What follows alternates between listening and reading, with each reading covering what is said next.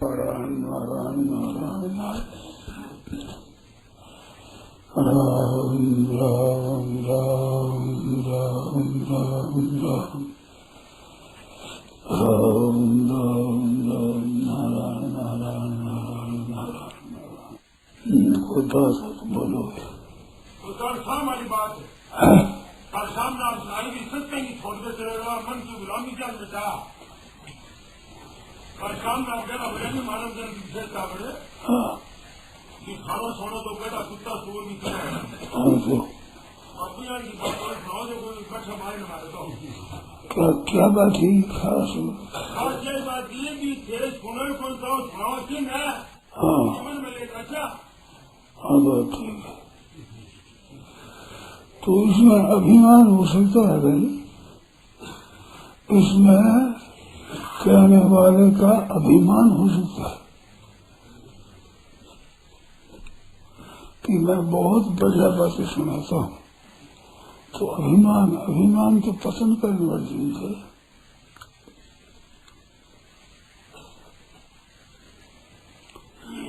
तो भर्तृहरि ने कहा है कि बोधारो मस्तरक मत्सरग्रस्ता, जिसे जानकार है उनके तो ईर्ष्या पैदा हो गई कि ये क्या जानता हम जानते हैं, हम इससे ज्यादा जानते हैं, तो वे हमारी बात सुनते नहीं। अब मैं ज्यादा जानू थोड़ा जानना की क्या सुनूंगा? सुनी सर बोधारो मत्सरग्रस्ता। और जिनके पास धन संपत्ति देव राज्य आदि पद है वे अभिमान से दूषित हो गए। मैं दूषित था और मैं अभिमान आकर हमारे पास सब इसे सुनाने वाले पढ़े लिखे हमारे पास आते हैं, हम किसे पढ़ जाए? हमारे दंगी गरीब सबको रहती है, इस मेरे क्या सुनाएंगे? तो उनमें धन का अभिमान हो गया, पद का राज्य का अभिमान हो गया। तीसरे आदमी ठहरे उनको सुनावे तो मेरी बात के सुनने लायक बनने में देरी लगेगी उनको। अभी कोई हल सराने वाला भेड़ बकरी सराने वाला आ जाए कि सुनाओ, क्या सुना? हम सुनाओ वो समझते नहीं। हम किसी बात के कैसे सुन जाते। तो अबोध भाषा तीन बात हो जाने से जीर्ण मंगे सुभाषितम। मेरा जो सुभाषित था बढ़िया बात कहने की बात, वो जैसे मैं बूढ़ा हो गया ऐसे वो बातें भी बूढ़ी हो गई। पड़ी चीज सड़िया खड़ा हो गया, हमारे बातें सिलसिले में पड़ी रह गई, बूढ़ी हो गई। जीर्ण मंगे सुभाषित। तो मेरी बातें जानने के लायक हो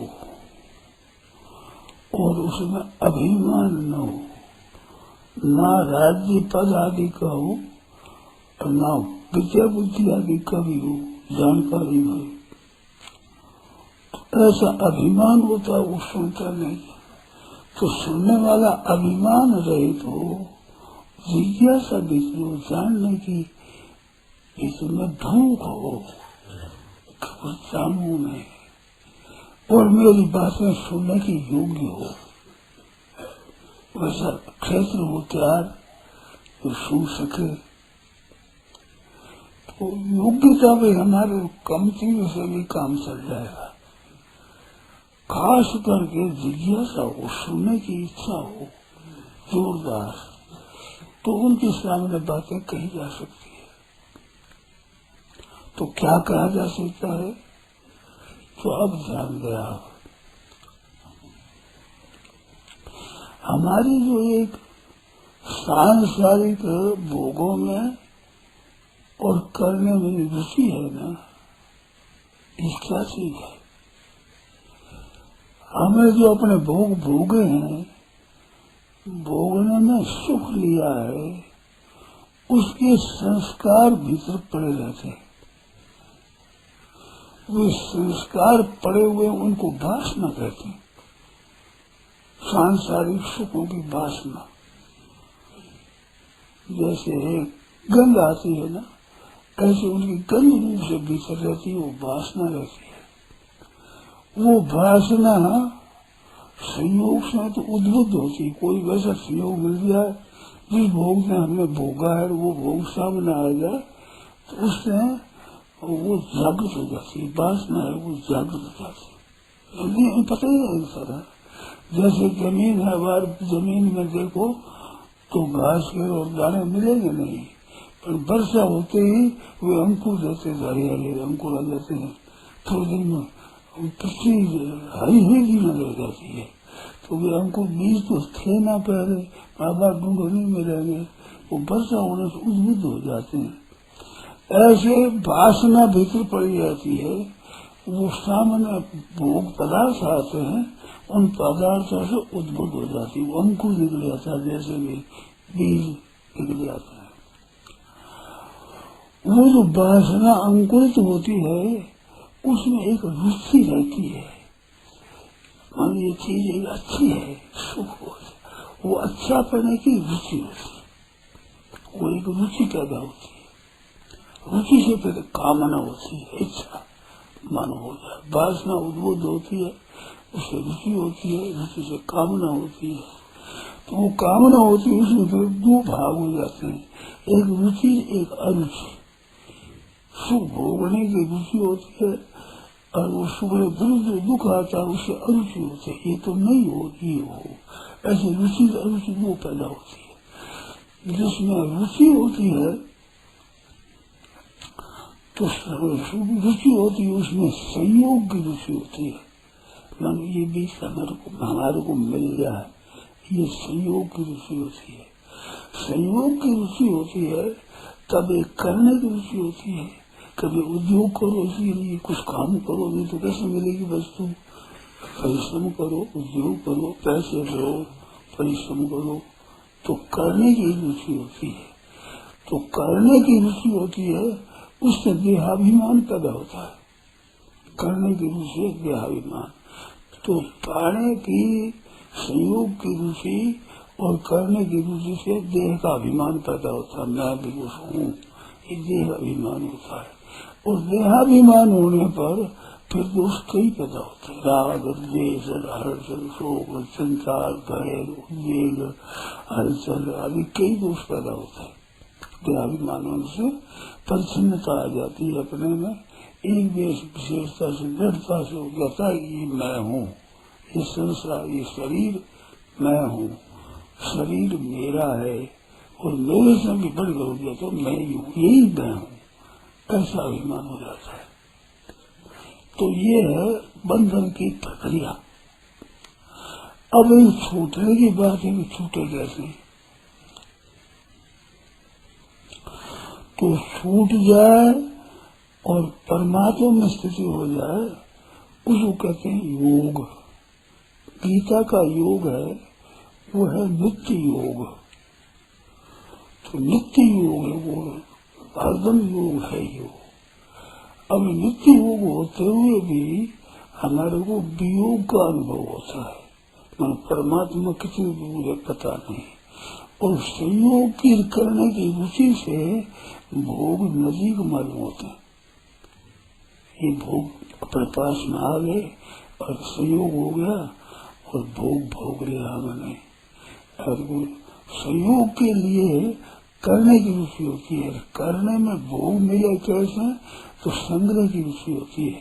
रुपये पैसे पास में हो तो ये मिलेंगे, तो करने की और भोगने की और संग्रह की ये रुचि पैदा होती है। इस रुचि से आदमी फंसता है। अब ये रुचि कैसे मिटे तो आपको बताया था कि परमात्मा है वे सब जगह परिपूर्ण है, स्वतः सिद्ध परमात्मा है। तो स्वतः सिद्ध है तो अपने जहाँ है वहाँ ही है कि नहीं, तो वहाँ भी होना चाहिए। तो सब देश में है, सब काल में है, सब वस्तुओं में है, संपूर्ण अवस्थाओं में है, संपूर्ण घटनाओं में है, संपूर्ण क्रियाओं में है। वो नित्य निरंतर रहते हैं परमात्मा, स्वतः नित्य निरंतर रहते हैं। वो तो निरंतर रहते हैं उस करने की और संयोग की जो रुचि पैदा हुई है ना, वो करना भी अनित्य है और जिनकी रुचि पैदा हुई वे भोग भी अनित्य है। तो अनित्य मानो रहेंगे नहीं, इतना ही नहीं है, इसमें हरदम क्रिया हो रही है, भोगों में पदार्थों में क्रिया हो रही है, एकदम इसमें प्रवृत्ति हो रही है, जा रही है। तो भोगों में जो प्रवृत्ति भोगों की तरफ पहुंच जा रहे हैं, तो उसमें क्या हो रहा है कि वो प्रवृत्ति देखती है, निवृत्ति होती है। निवृत्ति किसमें होती है? हमारे से वियोग होता, हमारे से वियोग हो रहा है, उनका निरंतर वियोग हो रहा है। वो रात में, दिन में, सुबह शाम कुछ करो न करो, वो वियोग है, एक क्रिया हो रही है। जैसे आपके हमारी शरीरों की अवस्था हुई है, तो जितने दिन बीत गए हैं उतनी अवस्था बीत गई है, उतना हमारे शरीर का वियोग हो गया है। धनवान हुआ, 50 वर्ष धनवान रहेगा, और वो धनवान हुआ 1 वर्ष हुआ है तो 49 वर्ष गया, तो वो घटता है, मानो इससे हमारा वियोग होता है। ये वियोग की क्रिया हरदम रहती है। वो काम करो तो ही वियोग होता है, न करो तो वियोग होता है। संयोग की रुचि के कारण से प्रवृत्ति मालूम होती है, नहीं तो निवृत्ति हो रही है। संयोग विचार करते हैं ना, तो प्रवृत्ति मालूम रहती है, उस प्रवृत्ति में निवृत्ति हरदम होती है। वो प्रवृत्ति में निवृत्ति हरदम होती है। तो संयोग रुचि कारण से उसका नाम प्रवृत्ति हमारा देते हैं। इसमें प्रवृत्ति हो गए, काम करने में हम लग गए, शुरू कर दिया, हमने काम किया है, शुरू नहीं हुआ, समाप्त हो रहा है। शरीर समाप्त शुरू करना होता है, समाप्त होता है, तो निवृत्ति होती है।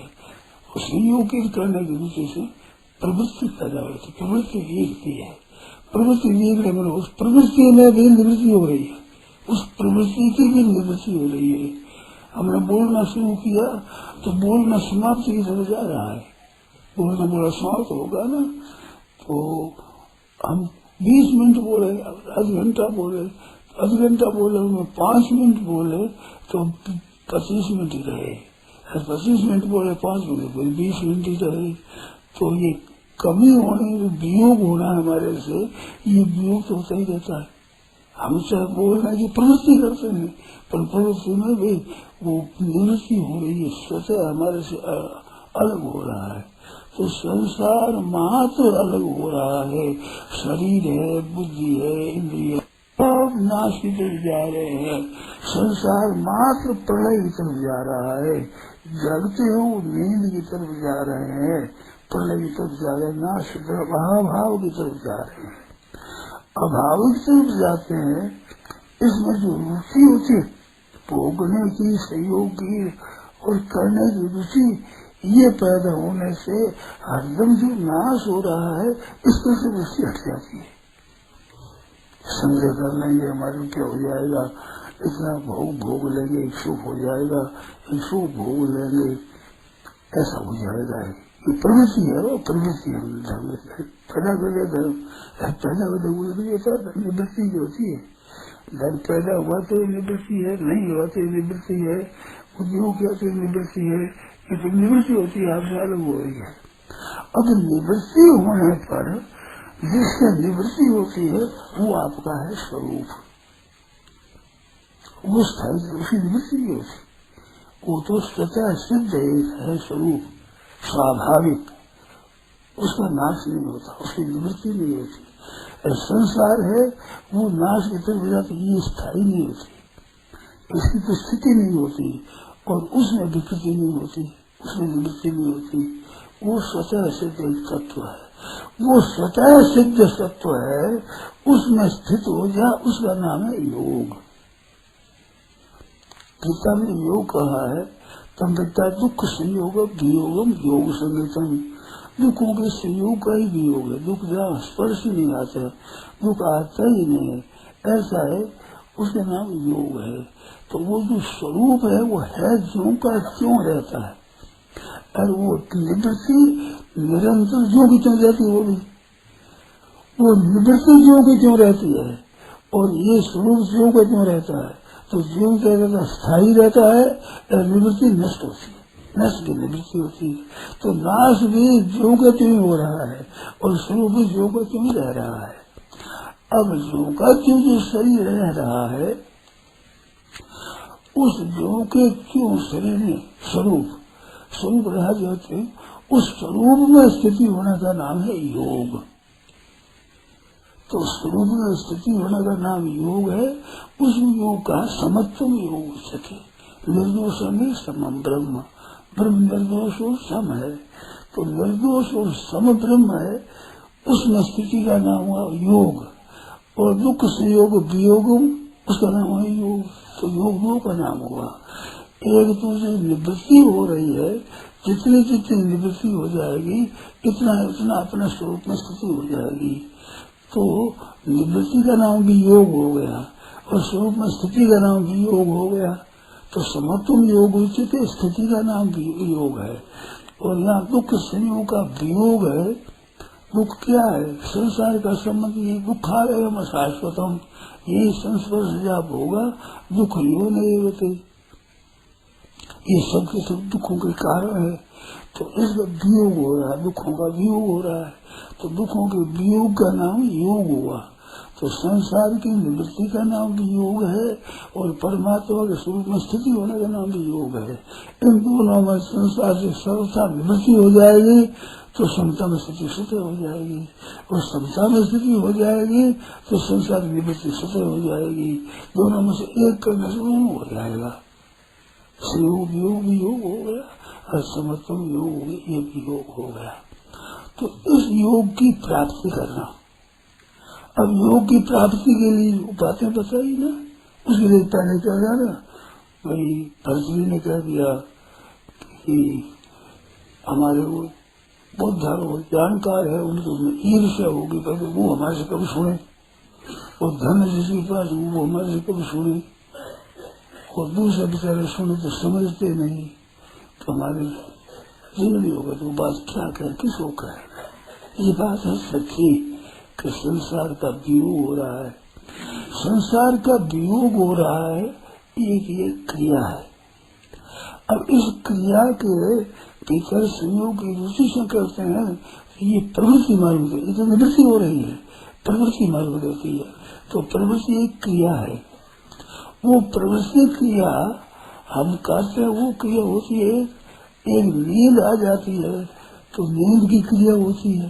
तो नींद भी कच्ची से पक्की हो गई ना, तो परिपक्व हो गई तो वो एक क्रिया हो जाएगी। कच्ची नींद में जगा दिया तो कच्ची नींद से पक्की नींद हो जाएगी, 5-6 घंटे हो जाएगी, फिर आप साथ जग जाओगे तो पक गई। वो फल जैसे कच्चा होता है वो जब पक जाता है, ऐसे नींद पकती है।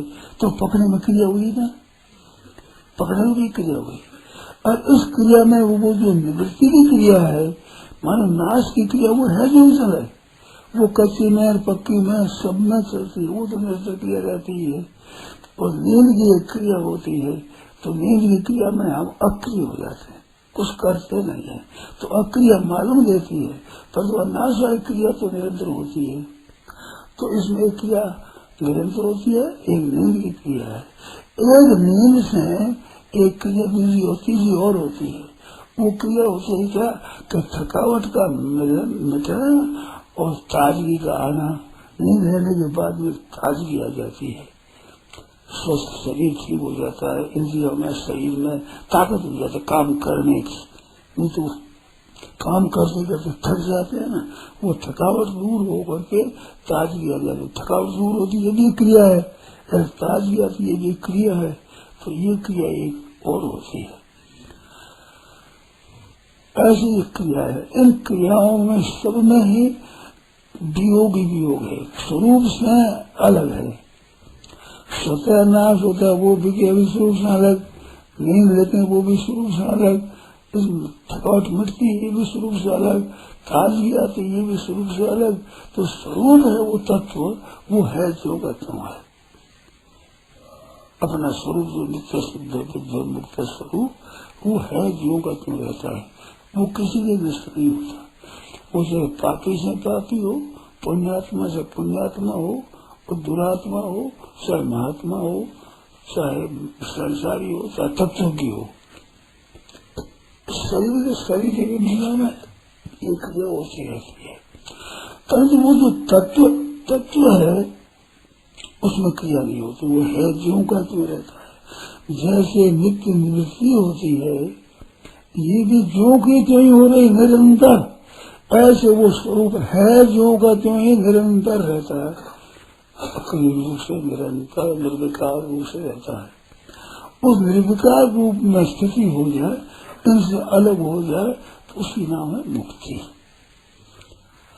तो सम दुख सुख स्वस्थ प्रकृति तो ही भोगते, सुख दुखा नाम भोगते तो हेतु विशेष पुरुष है, वो सुख दुखों के भोगने पर में हेतु है। कौन पुरुष? पुरुष प्रकृति प्रकृति में रहता है, तो प्रकृति की जो हलचल है उसमें सुखी दुखी होता रहता है, तो प्रकृति में स्थित होने से सुख दुख का भोगता होता है, और प्रकृति से रहित होने पर सम दुख सुख स्वस्थ, तो स्वस्थ हो गया, स्व में स्थित हो गया, तो प्रकृति के गुण से रहित हो गया, तो सुख दुख में समान रहता है। तो सुख दुख में समान क्या रहता है कि सुख और दुख है, दोनों को अलग अलग अनुभव नहीं होता है, यह दोनों को होता है।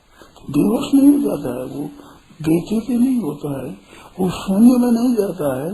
सुख है अनुकूल आती है, तो प्रतिकूलता आती है, तो अनुकूलता में सुख होता है, प्रतिकूलता में दुख होता है, तो सुख और दुख का दोनों का भोग होता है। तो सुख दुख में सम रहना है, सुख दुख से रहित रहना है, सुख दुख में सम रहना है। तो ये दो बात हुई, एक सुख दुख से रहित हो गया, द्वंद्व विमुक्ता, सुख दुख को समझे, सुख दुख उसके द्वंद्व से रहित होते हैं। तो रहित किसमें होते हैं कि बाहर के जो सुख दुख है और भीतर के सुख दुख है, तो भीतर के सुख दुख से रहित होते हैं, और बाहर जैसे सुख की सामग्री आई, बेटा है, पोता है, धन है, संपत्ति है, बेगव है, घर है, मान है, आदर है, ये सुख है। और जिसमें कोई ना मान है, ना आदर है, ना पुत्र पौत्र गाली है, ना धन है, ना रह वो घर है, तो कहते बड़ा दुखी आदमी है, पास में कुछ नहीं है। तो ये बाहर का सुख दुख है, और एक चित्त में प्रसन्नता रहती है वो सुख है, और चित्त में जो चिंता रहती है ये दुख है।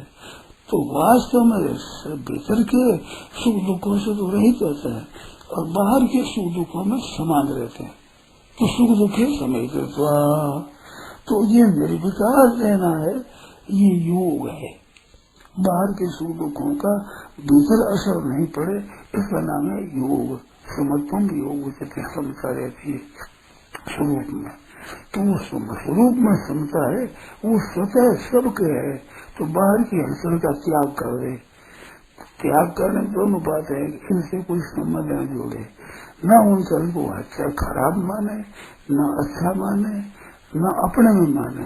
ये तो मन बुद्धि में आने जाने वाले हैं, संयोग होने वाले हैं, तो अपने में नहीं है, और अच्छा भी नहीं है, मंदा भी नहीं है, तटस्थ रहे, कपड़े से मतलब नहीं, कोई ध्यान डर नहीं है, ये तो संसार बढ़ता रहता है, ऐसे तटस्थ रहे। तटस्थ रहने से समत्वम योग से क्षमता आ जाएगी, और सुख संयोग वियोग भी हो जाएगा, योग की प्राप्ति हो जाएगी। उस योग की प्राप्ति करना ही मनुष्य जन्म की सफलता है। मनुष्य जन्म सफल हो गए, सुखी दुखी होते रहे संयोग वियोग में, तो ये पशु पक्षी आदि में भी होता है, कोई फर्क नहीं है। तो योग की प्राप्ति करनी है, और योग की प्राप्ति वो प्राप्त है सबको, नित्य निर्विकार स्वरूप प्राप्त है, वो फर्क नहीं पड़ता। अगर उसमें फर्क पड़े तो 14 कौन दुख कौन भोगे, तरह का सुख दुख कौन भोगे, तो वो तो है जो ही रहता है। भूतग्राम सैवयम् भूत्वा भूत्वा प्रलीयते, वही है पैदा होकर लीन होता है, पैदा होता है लीन होता है शरीर, स्वयं वो ही रहता है, सैव वही रहता है, भूतवा भूत्वा प्रलीयते वो रहता है, उसमें वासना रहती है, अंतर्गत रहते तो वासना रहती है, उस वासना के आधार से कारण गुण संगों से सदा सभी योनियों में कारण गुणों का संग है।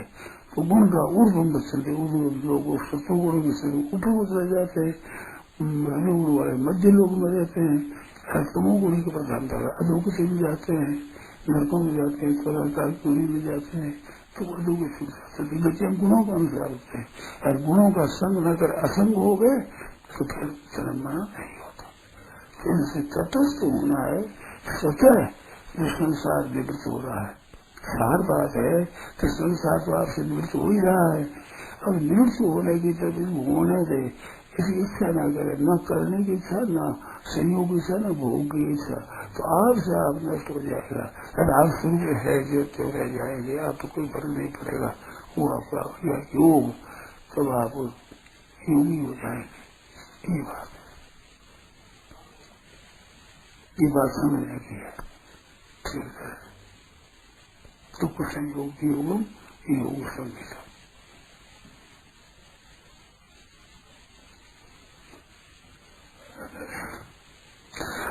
स्वतः है, संसार का वियोग भी स्वतः है और स्वरूप में स्थिति भी स्वतः है, स्वाभाविक सहज योग है, स्वतः योग।